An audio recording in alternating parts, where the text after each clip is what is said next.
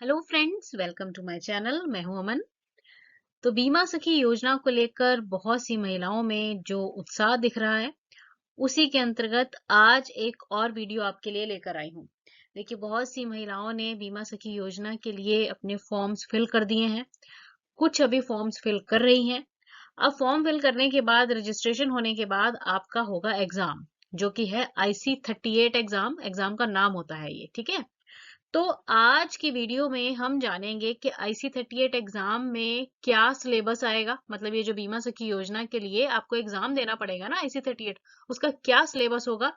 और साथ ही साथ कुछ ऐसे टिप्स भी जानेंगे जिनसे कि ये जो एग्जाम है आप एक ही झटके में पास कर लेंगे। तो चलिए वीडियो शुरू करते हैं। सबसे पहले तो ना, बहुत सी महिलाओं का ये प्रश्न है कि ऑनलाइन फॉर्म तो भर दिया है पर कॉल नहीं आ रही है ना। तो क्या करें। तो देखिए, अगर आपने ऑनलाइन फॉर्म भर दिया है और कॉल नहीं आ रही है ना, तो उसके लिए आपको क्या करना होगा, आपको वेट करना होगा, इंतजार कीजिए।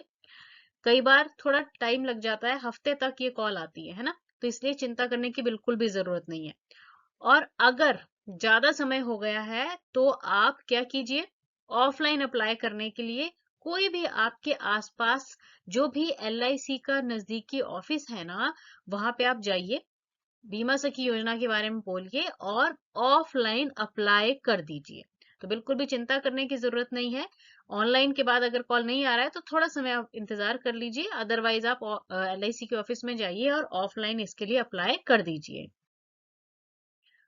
अब देखिए, बार बार मुझसे बहुत सी महिलाएं पूछ रही हैं कि कौन से प्रदेश में ये जो बीमा सखी योजना है ये लागू हुई है या कहाँ नहीं हुई है। तो देखिए, मैं बार बार यही कहती हूँ कि भारत के ना हर प्रांत में ये योजना लागू हो चुकी है। और इसके लिए कंडीशंस ये है कि भारतीय महिला होनी चाहिए, 18 से 70 साल के बीच में कोई भी महिला है, मैरिड है, अनमैरिड है, पर वो एक गवर्नमेंट एम्प्लॉय नहीं होनी चाहिए, मतलब सरकारी नौकरी ना करती हो, ठीक है। तो वो अप्लाई कर सकती है। मिनिमम क्वालिफिकेशन जो है ना, इसकी 10वीं है। मतलब अगर आपने 10th कम से कम पास की हुई है तो आप बीमा सखी बन सकती हैं। ऊपर कोई भी हायर एजुकेशन किया हुआ है तो कोई चक्कर नहीं है, मिनिमम क्वालिफिकेशन 10th है। सैलरी प्लस कमीशन दोनों आपको मिलेंगे। तो आप जानते हैं कि पहले साल का आपको जो सैलरी मिलेगी वो हर महीने 7,000 होगी, ठीक है। और साथ ही साथ जो आप काम करेंगे उसका कमीशन भी आपको मिलेगा।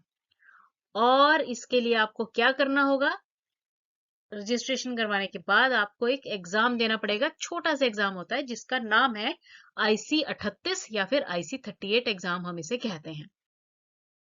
तो आज की वीडियो में ना हम यही जानेंगे कि ये जो एग्जाम है क्या है, इसका प्रोसेस। तो देखो, सबसे पहले तो आप ये समझ लो कि ये जो एग्जाम है ना, IC38 का, ये ना 1 घंटे का एग्जाम होता है। मतलब ये जो पेपर आपको होगा ये 1 घंटे का पेपर होगा, ठीक है।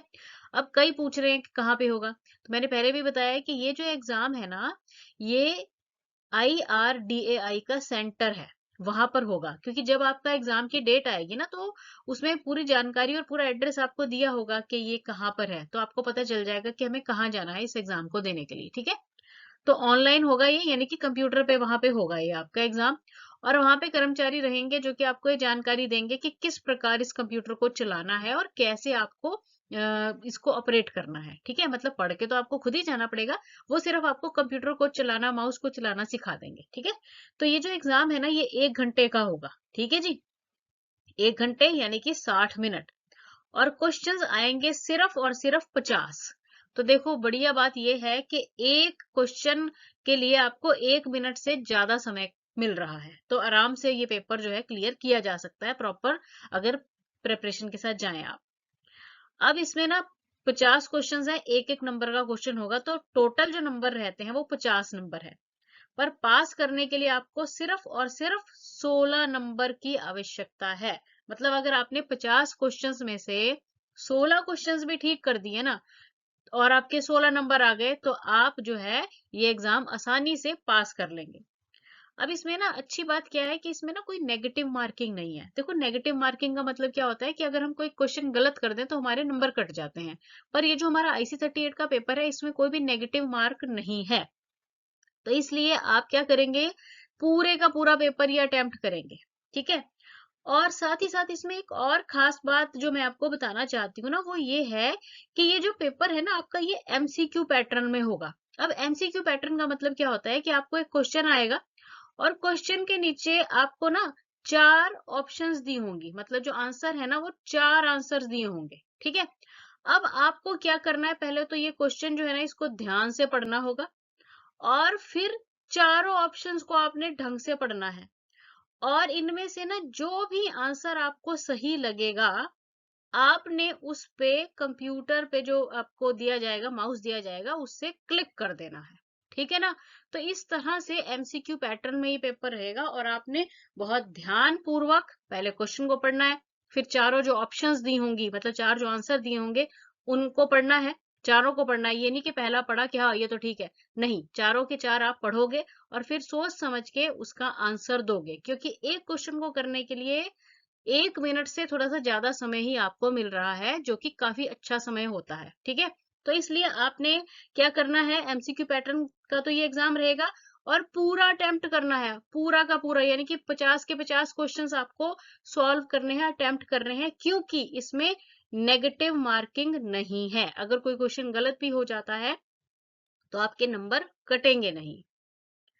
अब इसमें देखिए क्या करना है, इसके लिए कुछ और आपको ना बातें जो ध्यान में रखनी है। एक तो जो आपका एग्जाम सेंटर होगा ना, वहां पे आपको 1 से आधा घंटा पहले आप टाइमली पहुंच जाएं, है ना। ये नहीं कि अभी तो है टाइम 4 बजे है तो पौने 4 बजे घर से निकलेंगे, ऐसे नहीं। आधा घंटा 1 घंटा पहले आप जो है एग्जाम सेंटर पे पहुंच जाएं और एग्जाम सेंटर पे ना आप अपना कोई आईडी प्रूफ लेके जाएंगे। अब आईडी प्रूफ में क्या, आपका आधार कार्ड हो सकता है या फिर पैन कार्ड हो सकता है या पासपोर्ट है, तो कोई भी मतलब आईडी प्रूफ जो है ना वो अपना आप साथ लेके जाइए। और वहां पे जाके क्या करना है, जब आपने क्वेश्चन पेपर को मतलब अटेम्प्ट करना शुरू करना है ना अपना पेपर, तो आपने ना जो सारे क्वेश्चंस हैं उनको ना ध्यान से पढ़ना है। मतलब जैसे एक के बाद दूसरा आएगा ना, तो क्वेश्चन को केयरफुली पढ़ना है और उसके बाद उसकी ऑप्शंस जो होंगी ना 4, जैसे अभी मैंने आपको एमसीक्यू पैटर्न बताया, तो उनको भी ध्यान से आपको पढ़ना है, ठीक है। और फिर जो सही वाली ऑप्शन होगी उस पे आपने टिक कर देना है। और एक और बात बताऊंगी कि जैसे अब आपको 50 क्वेश्चंस आएंगे सिर्फ, है ना, और टाइम होगा 1 घंटे का, तो ये नहीं है कि आपने जी 25 मिनट में दे दनादन ठा ठा ठा करके जो है क्वेश्चंस सारे अटेम्प्ट कर दिए और भाई मैं तो आधे घंटे में ही बाहर आ गई, नहीं। आपको क्या करना है, पूरे का पूरा 1 घंटा अपना यूटिलाइज करना है।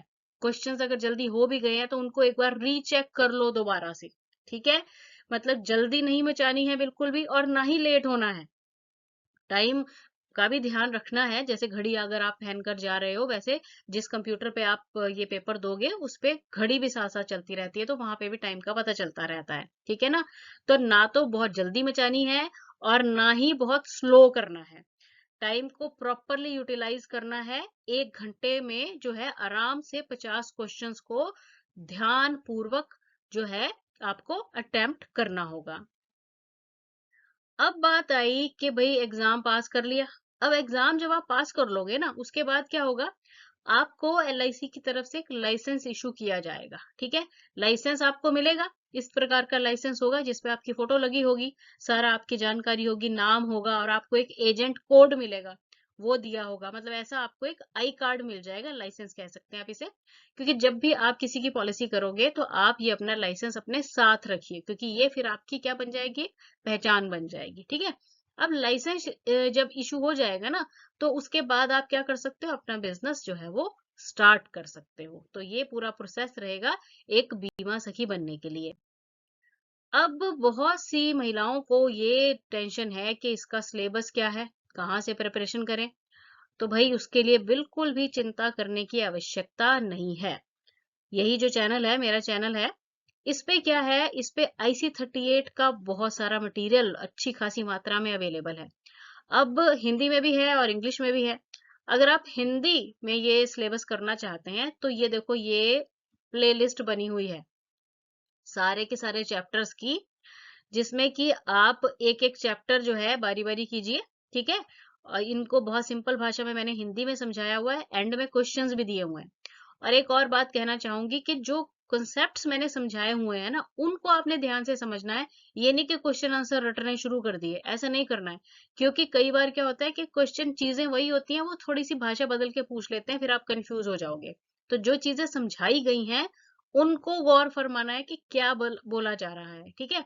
तो ये देखो हिंदी का ये तो सारे चैप्टर्स की सीरीज है, पूरा ये प्लेलिस्ट बनी हुई है, इसका लिंक मैं डिस्क्रिप्शन बॉक्स में नीचे डाल दूंगी, ठीक है। और ये जो दूसरा आप देख रहे हैं ये क्रैश कोर्स है, ठीक है। इसमें 4 वीडियोस हैं और इनमें सिर्फ क्वेश्चन आंसर ही हैं।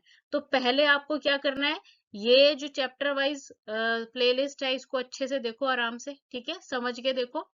और उसके बाद ये जो है क्रैश कोर्स, इसको आप कर लो, ठीक है। ध्यान पूर्वक अगर करेंगे तो एक झटके में अच्छे नंबरों से आप आराम से पास हो जाओगे। अब जिन्होंने इंग्लिश में भरना चाहते हैं, पेपर इंग्लिश में देना चाहते हैं, तो ये इंग्लिश का भी सिलेबस अवेलेबल है। इसमें चैप्टर्स भी हैं सारे और ये क्रैश कोर्स भी दिया हुआ है। इनके भी मैं जो लिंक है वो डिस्क्रिप्शन बॉक्स में डाल दूंगी।